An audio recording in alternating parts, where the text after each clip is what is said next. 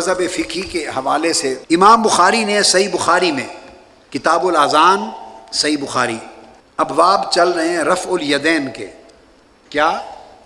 رفع الیدین، نماز میں جو رفع یدین کرتے اس کے باب نمبر 85 اور باب ہے الی این یرفع یدیہ. امام بخاری نے باب قائم کیا ہے باب نمبر 85 کتاب الاذان میں الی این یرفع یدیہ کہ جب نماز پڑھیں اور رفع یدین کریں تو کس جگہ تک ہاتھ اٹھائے جائیں. یہ باب قائم کیا ہے.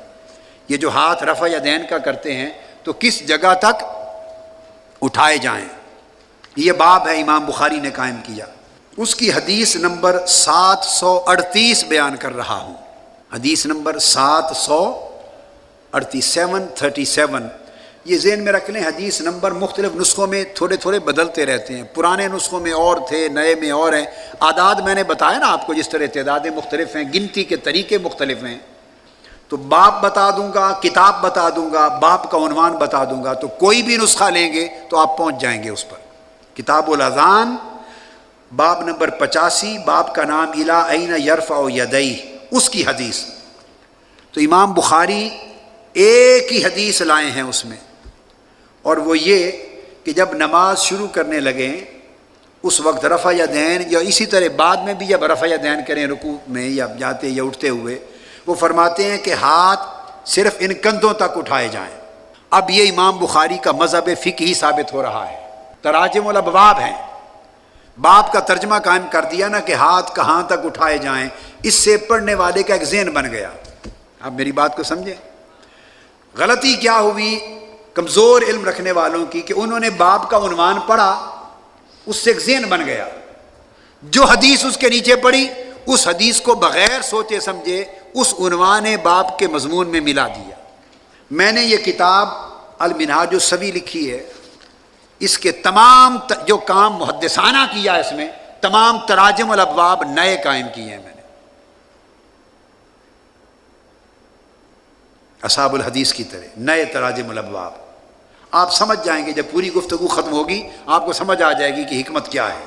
تو امام بخاری ایک ہی حدیث لائے ہیں کندھوں تک ہاتھ کھڑے کرنے کی، اور کان کی یہ جو لویں ہیں اذنین تک، کان کے برابر ہاتھ کھڑا کرنے یا انگوٹھے کو کان سے ملانے تک کی کوئی حدیث امام بخاری نے روایت نہیں کی. یہاں تک آپ نے یہ بات دیکھ لی. نمبر 1، نہ تو رفع یدین نہ کرنے کی کوئی حدیث بھی نہیں لائی. نقطہ سمجھیں. بعض لوگ آپ سے کہیں گے احناف حنفی رفع یدین نہیں کرتے، ہم پہلی بار کرتے ہیں افتتاح میں تکبیر اولیٰ، بعد میں رفع یدین نہیں کرتے. بعض اہل علم اور بعض احباب کہیں گے کہ آپ رفع یدین نہیں کرتے، اور رفع یدین ترک کرنے یا نہ کرنے کی تو کوئی حدیث بخاری میں نہیں ہے. یہ اعتراض ہے نا، اس کا ایک جواب آپ کو مل چکا. ہاں، رفع یدین نہ کرنے کی کوئی حدیث بخاری میں نہیں ہے، اسی طرح جیسے بیٹھ کر پیشاب کرنے کی بھی کوئی حدیث بخاری میں نہیں ہے. نہیں ہے تو کیا ہوا بھئی؟ کوئی قیامت آ گئی ہے؟ بخاری شریف میں صرف 2513 حدیثیں ہیں بس.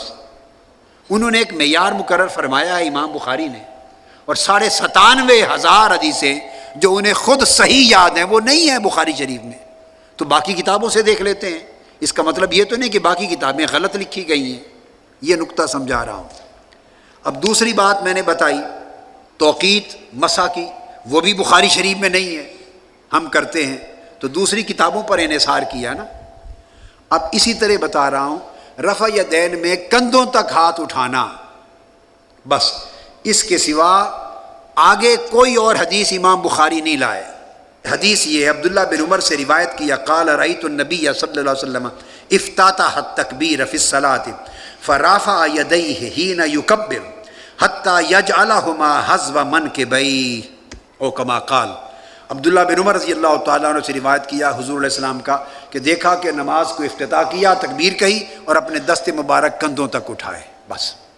اب امام بخاری دوسری روایت تو لائے ہی نہیں ہے صحیح بخاری میں کانوں تک اٹھانے کی، ایک ہی روایت دے دی. کیوں کہ اوپر، اب اس کی بات کو سمجھیں کیوں دی، کہ اوپر وہ اپنی فقہ بیان کر چکے ہیں، اوپر اپنا مذہب جہاں امام بخاری ہر جگہ نہیں دیں گے ترجمۃ الباب میں وضاحتیں، عنوان دے دیں گے ترجمۃ الباب، جہاں امام بخاری ترجمۃ الباب میں کوئی قول بھی دے دیں، حدیث کا کوئی جز بھی دے دیں، صحابہ تابعین کا کوئی قول دے دیں، تو گویا انہوں نے اپنا اظہار ما فی الضمیر کر دیا، اپنے مذہب کو، اپنے فقہی حکم کو، اپنی ترجیح کو بیان فرما دیا۔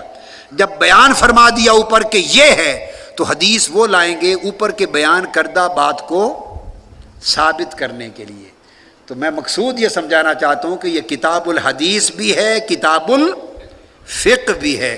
اس فرق کو سمجھے بغیر اگر بخاری پڑھیں گے تو مغالطہ پیدا ہوگا۔